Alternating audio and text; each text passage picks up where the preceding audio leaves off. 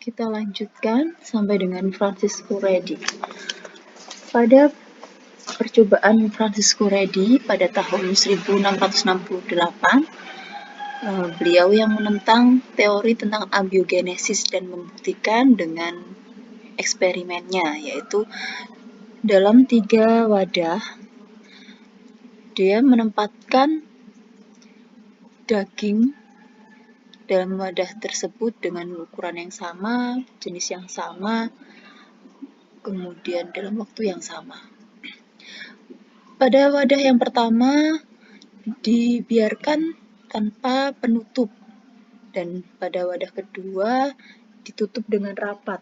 Kemudian wadah yang ketiga ditutup dengan kain kasa. Setelah beberapa waktu kemudian, wadah yang pertama terdapat banyak ulat, dan wadah yang kedua dan ketiga tidak terdapat ulat pada dagingnya. Di sini ulat yang berada pada daging terlihat berasal dari telur lalat ya. Jadi ini membuktikan bahwa kehidupan tidak berasal dari benda mati atau kehidupan berasal dari makhluk hidup. Atau teorinya disebut dengan ovo ex vivo. Telur berasal dari makhluk hidup. Kemudian ada percobaan dari Lazarus Spallanzani. Di sini juga menentang bahwa teori abiogenesis itu tidak terbukti. Jadi pada tahun 1729 sampai dengan 1799, Lazarus Spallanzani melakukan eksperimennya dan memunculkan teori yang menentang abiogenesis. Nah, percobaannya sebagai berikut.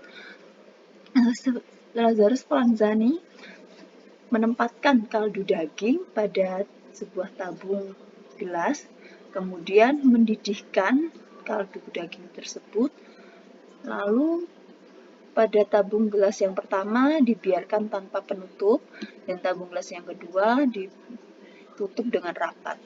Dalam waktu yang sama diamati, ternyata tabung gelas yang ditutup dengan rapat tidak mengalami perubahan. Sedangkan pada tabung gelas yang terbuka terdapat sel-sel kehidupan. Nah, tabung gelas yang terbuka ini terdapat udara yang masuk sehingga mengkontaminasi cairan kaldu yang ada di dalamnya. Jadi, sel-sel kehidupan yang ada di dalam cairan tabung gelas pertama berasal dari udara yang membawa mikroorganisme. Sehingga hal tersebut membuktikan bahwa teori abiogenesis tidak dapat diterima atau terbukti tidak sesuai ya. Kemudian ada Louis Pasteur. Louis Pasteur pada 3 tabung melakukan percobaan dengan botol leher angsa. Louis Pasteur ini juga membuktikan untuk menolak teori abiogenesis. Teori yang pertama, tabung gelas yang pertama, botol leher angsa yang pertama dididihkan, kemudian dibiarkan dalam kondisi tegak. Kemudian botol leher angsa yang kedua dididihkan, kemudian setelah mendidih, leher angsanya dipotong, kemudian dibiarkan. Kemudian botol leher angsa yang ketiga dididihkan, lalu dimiringkan sampai cairan itu hampir keluar, kemudian ditegakkan kembali. Dalam waktu yang sama diamati. Dari botol leher angsa yang kedua dan ketiga ternyata terlihat terdapat sel-sel kehidupan di dalam cairan tersebut. Sedangkan pada botol leher angsa yang pertama dalam kondisi yang sama, tanpa sel-sel mikroba atau sel-sel kehidupan yang muncul. Nah, hal itu membuktikan bahwa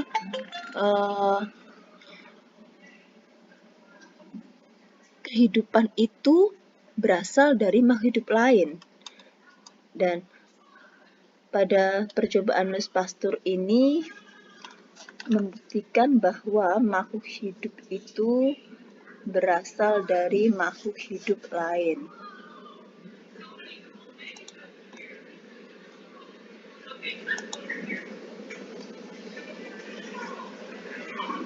Selanjutnya,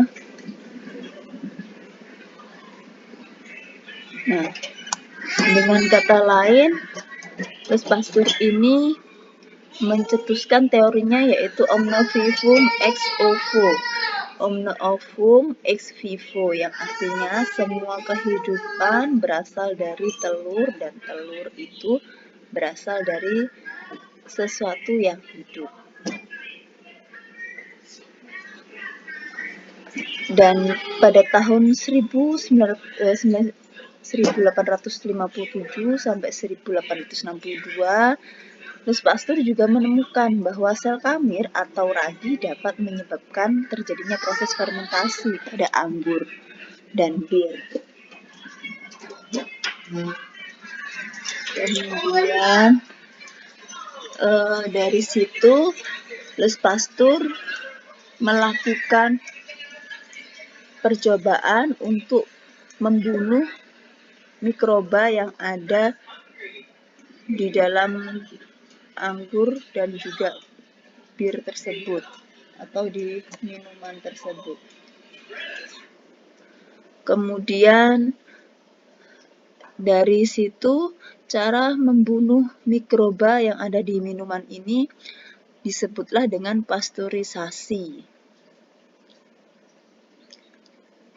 Selanjutnya, percobaan dari Theodore Swan.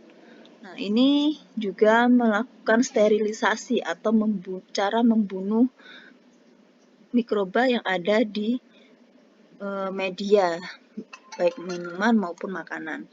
Nah, itu dengan cara pemanasan. Jadi, seperti Lazarus Spallanzani, pada tahun 1810 sampai dengan 1882, Theodore Swan mengungkapkan bahwa mikroorganisme terdapat pada udara dan melakukan percobaan untuk membunuh kuman dengan cara pemanasan, yaitu percobaannya memasang saluran udara pada yang melewati 3 alat ini. Jadi udara yang mengandung mikroorganisme itu dilewatkan untuk yang pertama di sini ada alat pemanas. Kemudian yang bagian kedua adalah tabung yang berisi uap air yang dipanaskan. Kemudian yang bagian terakhir yaitu penampung mikroorganisme yang setelah dipanaskan, menampung udara yang tadinya mengandung mikroorganisme. Nah, di situ membuktikan cara sterilisasi dengan cara pemanasan.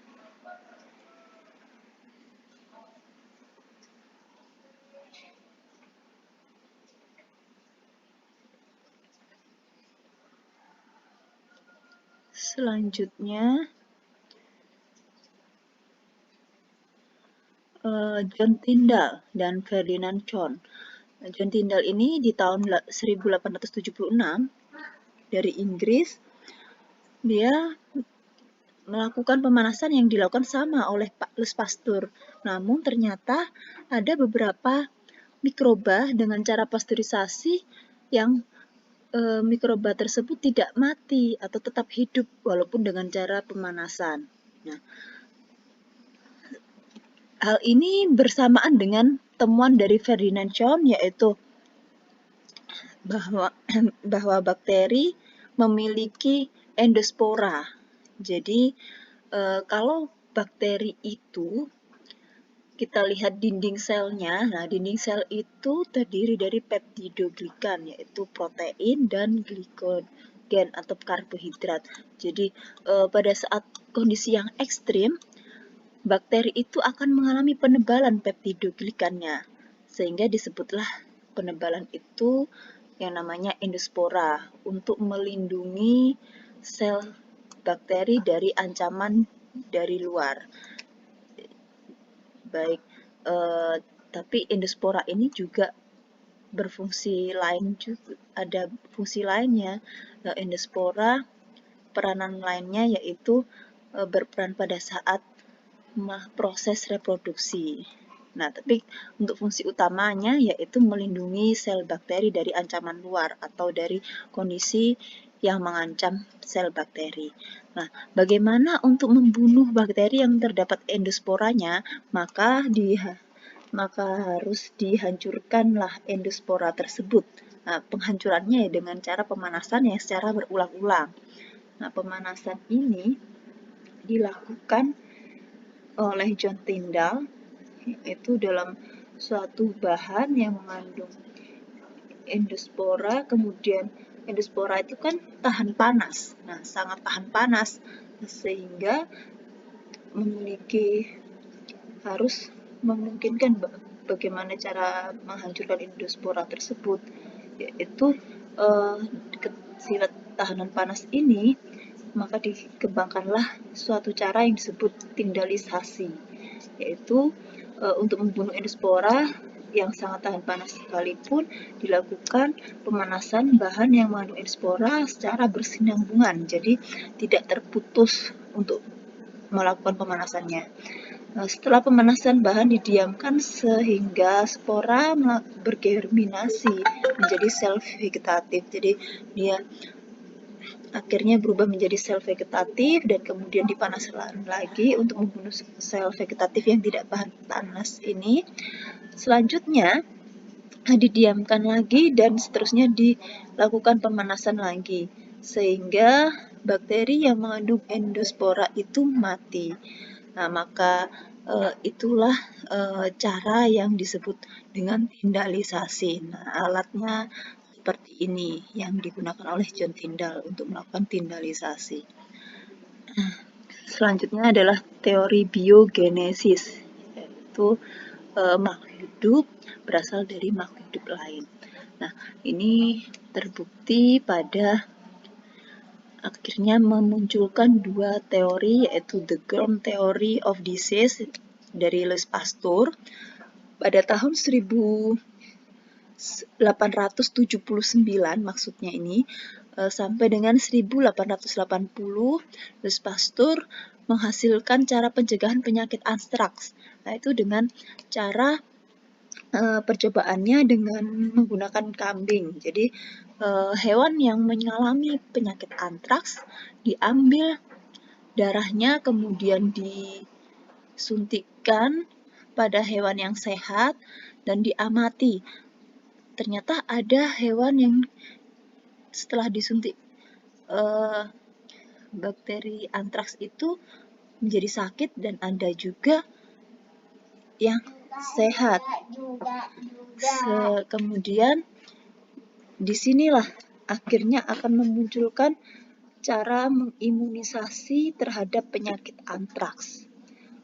Selain penyakit antraks, pada tahun 1886, Louis Pasteur juga memperkenalkan cara pencegahan penyakit rabies. Selanjutnya tentang Robert Koch yang memunculkan teori tentang Koch postulat yang terkenal ini ya sampai saat ini. Jadi Robert Koch ini seorang dokter di Jerman. Dia meneliti penyakit antraks juga yang disebabkan oleh Bacillus anthrax. Nah, dari situ Robert Koch mengisolasi bakteri yang berbentuk batang dengan ujung yang agak persegi itu yang disebut dengan Bacillus. Nah, Robert Koch menggunakan hewan biri-biri. Jadi seperti ini, diambil darah dari hewan yang sudah mati itu, yaitu biri-biri yang terkena penyakit antraks tersebut, selanjutnya dinamai Bacillus anthrax. Nah, kemudian Koch menumbuhkan bakteri tersebut pada media bernutrisi dan menyuntikkan bakteri tersebut pada sapi yang sehat. Nah, kalau di sini digambarkan menggunakan tikus ya. Tapi kalau pada percobaan yang sebenarnya menggunakan sapi. Selanjutnya dengan membandingkannya kultur bakteri yang dahulu diisolasi dan kedua kultur yang berisi bakteri yang sama. Kemudian Koch ini membuktikan bahwa bakteri adalah penyebab penyakit. Berdasarkan penemuan Robert Koch ini, Koch adalah orang pertama yang menemukan konsep hubungan antara penyakit menular dan mikroorganisme yang dikenal dengan postulat Koch. Dan kini sampai saat ini digunakan untuk penentuan penyakit menular. Nah, postulat Koch sendiri atau Koch postulat berisi antara lain yang pertama, kuman harus selalu dapat ditemukan di dalam tubuh binatang yang sakit, tetapi tidak dalam binatang yang sehat. Maka dari itu, Koch mengambil darah dari hewan yang sedang sakit. Kemudian kuman tersebut harus dapat diasingkan dan dibiakkan dalam bentuk biakan murni. Jadi di luar tubuh binatang tersebut, mikroba atau kuman tersebut tidak bisa hidup. Kemudian yang ketiga, biakan murni dari kuman tersebut harus mampu menimbulkan penyakit yang sama. Jadi setelah disuntikkan oleh darah yang mengandung penyakit, darah dari hewan yang terkena penyakit, kemudian disuntikkan pada hewan yang sehat, ternyata muncul dengan penyakit yang sama pada hewan percobaan tersebut. Nah, setelah diasingkan dan dikembalikan, hewan tersebut akan memunculkan penyakit yang sama dengan hewan pertama. Dan darah ini bisa dilakukan isolasi dan dilakukan kultur untuk dijadikan eksperimen pada hewan. Nah, ini percobaan yang dilakukan Robert Koch. Namun, Koch postulat pun juga memiliki keterbatasan. Antara lain, jadi perlu adanya pertimbangan kapan dapat menemukan penyakitnya, karena kuman atau mikroba ini juga makhluk hidup, jadi memiliki ketentuan-ketentuan karakteristik lingkungan yang dapat hidup seperti apa. Kemudian antara lain yang mempengaruhi kehidupan dari mikroorganisme yaitu suhu, kemudian pH, tekanan udara, kemudian kandungan oksigen. Yang kedua, kriteria penumbuhan tidak terhingga jumlahnya. Dalam mengidentifikasi patogen, tetapi patogen tersebut tidak selalu dapat ditemukan. Misalnya seperti virus, patogen hanya dapat tumbuh dan berkembang dalam tubuh inangnya, sehingga kita hanya dapat menyembuhkan pada makhluk hidup tersebut. Makhluk hidup tertentu ya maksudnya. Kemudian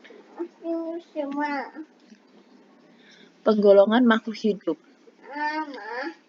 Penggolongan makhluk hidup atau klasifikasi makhluk hidup. Kita sudah tahu karakteristik makhluk hidup, yaitu membutuhkan nutrisi, berkembang biak, tumbuh dan berkembang. Itu merupakan makhluk hidup. Dan makhluk hidup sendiri sangat banyak sekali. Nah, kita pada awalnya mengklasifikasikan makhluk hidup menjadi dua kingdom, yaitu ada kingdom Animalia dan kingdom Plantae. Keduanya ini memiliki perbedaan pada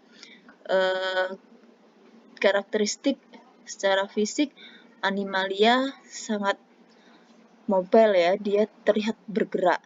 Dan kalau tumbuhan ini kan tetap pada kondisi yang sama, dia tidak melakukan gerakan. Kemudian pada selnya untuk untuk tumbuhan, sel dilindungi oleh dinding sel. Sedangkan pada hewan dilindungi oleh membran sel. Nah, kemudian untuk tumbuhan, dia dapat membuat makanan sendiri, sedangkan hewan, dia membutuhkan makhluk hidup lain untuk dimakan. Makanya ada yang bersifat herbivora, omnivora, dan karnivora. Nah, setelah itu dengan berkembangnya teknologi ditemukan mikroskop sehingga kita dapat mengamati di dalam sel makhluk hidup. Nah, akhirnya diklasifikasikanlah makhluk hidup itu menjadi golongan eukariotik dan prokariotik. Kemudian untuk eukariotik ini kita bisa mengamati pada dua gambar ini. Sangat terlihat jelas sekali. Apa perbedaan antara eukariotik dan prokariotik? Eukariotik artinya berarti kita dari kata karyon, kita bisa mengartikan karyon adalah inti sel. Jadi pada inti selnya lah yang membedakannya.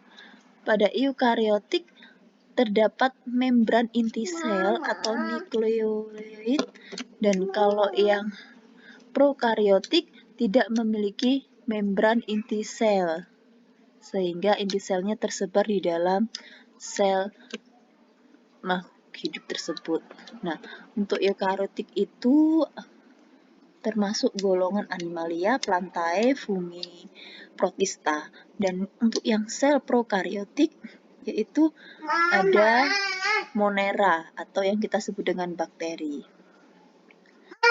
Selanjutnya, untuk pengelompokan mikroorganisme, dari sini kita bisa menyimpulkan bahwa mikroorganisme itu antara lain ada protista, ada fungi, ada dari eubakteria, golongan bakteri, dan juga virus. Namun virus itu bisa kita anggap makhluk hidup jika berada pada tubuh makhluk hidup lain. Nah, protista itu ada yang termasuk mirip hewan disebut dengan protozoa, dan ada yang mirip tumbuhan. Kemudian ada jamur itu yang mikroskopis berbentuk kapang yang berserat-serat. Kemudian kamir yang berbentuk uniseluler atau kita melihatnya seperti serbuk. Nah, nanti bakteri itu juga digolongkan menjadi dua kelompok. Ada eubakteria dan ada archaebacteria. Selanjutnya, makhluk hidup digolongkan menjadi 5 kingdom. Setelah ditemukan adanya prokariotik, maka berkembanglah makhluk hidup itu menjadi 5 kingdom, yaitu ada plantae, ada animalia, ada fungi, ada jamur, kemudian ada protista. Protista itu ada 3 kelompok nanti ya kan. Tadi ada yang alga, ada protozoa, dan yang mirip jamur.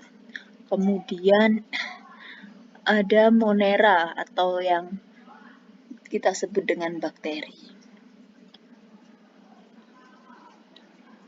Selanjutnya dari monera itu terpecah. Nah, ternyata ada perbedaan. Bakteri yang tidak memiliki peptidoglikan disebut dengan archaebacteria, dan yang memiliki peptidoglikan disebut eubakteria. Nah, ini yang membedakan. Untuk archaebacteria ternyata hidupnya di lingkungan yang ekstrim. Kemudian yang eubakteria yang sering kita temui di keseharian. Nah, jadilah makhluk itu dibedakan menjadi 6 kingdom. Eubakteria dan archaebacteria ini sama-sama bersifat prokariotik. Nah, ini yang membedakan antara bakteria, eubakteria, dan archaebacteria. Nah, setelah diberi pewarnaan, ternyata bakteri itu yang memiliki peptidoglikan, nah ini yang lebih tebal, akan mengalami perubahan warna, sedangkan yang peptidoglikannya tipis, dia tidak mengalami perubahan warna atau disebut dengan gram negatif. Selanjutnya kita melakukan klasifikasi dengan taksonomi, melihat dari tingkatan taksonominya. Nah, tadi kita melihatnya dari kingdom. Nah, setelah kingdom itu ada tingkatan-tingkatan taksonomi yang bisa kita bagi lagi, kita kelompokkan lagi. Setelah kingdom, di situ ada divisi dan ada filum. Kemudian setelah divisi atau filum ada kelas. Kelas ini selanjutnya dikelompokkan menjadi ordo atau bangsa. Nah, setelah ordo dikelompokkan menjadi family atau keluarga. Jadi semakin ke bawah tingkatan taksonominya akan semakin sedikit kesamaannya. Jadi kalau sama-sama spesies, nah kalau kita ke atas semakin banyak perbedaan, kalau yang ke bawah semakin sedikit persamaannya.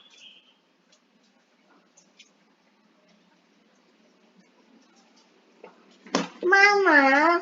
Kemudian pada tingkat genus, yaitu di sini biasanya digunakan sebagai nama depan pada makhluk hidup. Misalnya kita menggunakan dari kata Bacillus anthrax. Nah, Bacillus adalah genusnya dan anthrax itu spesiesnya. Bacillus cholera.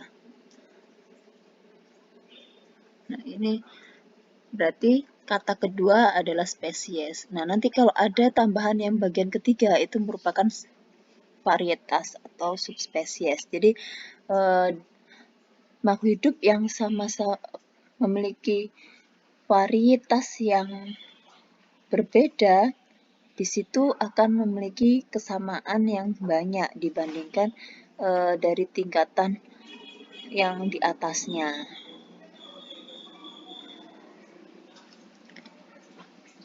Sekian untuk materi pengantar mikrobiologi hari ini.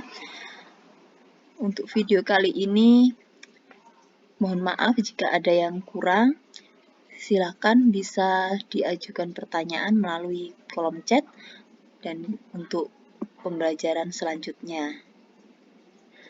Terima kasih. Saya akhiri. Wassalamualaikum warahmatullahi wabarakatuh.